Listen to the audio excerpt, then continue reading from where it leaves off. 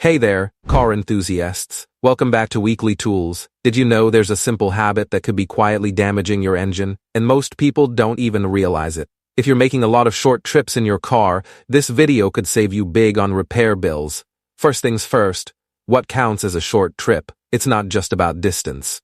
A short trip happens when your engine oil doesn't reach its optimal temperature, around 195 to 220 degree F. This usually happens on drives under 10 miles or less than 15 minutes. But in cold weather or heavy traffic, even a 15-minute drive can still be a short trip. So why are short trips so bad for your car? Let's break it down. First, condensation buildup. When your engine's cold, water vapor mixes with oil and turns into sludge. This sludge doesn't lubricate properly and can cause rust. I've seen engines completely ruined by it. Next, fuel problems. In the cold, your car burns more fuel and less air, which can wash down the cylinder walls and mix with your oil. This leads to carbon buildup.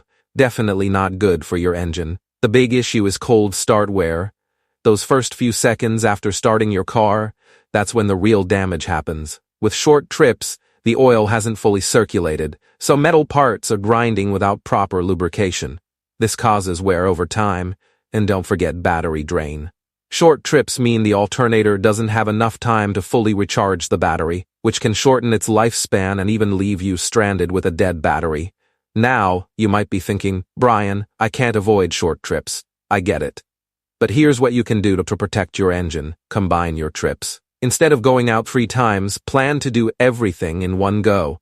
Take a longer drive at least once a week, 20 minutes minimum. Change your oil more often.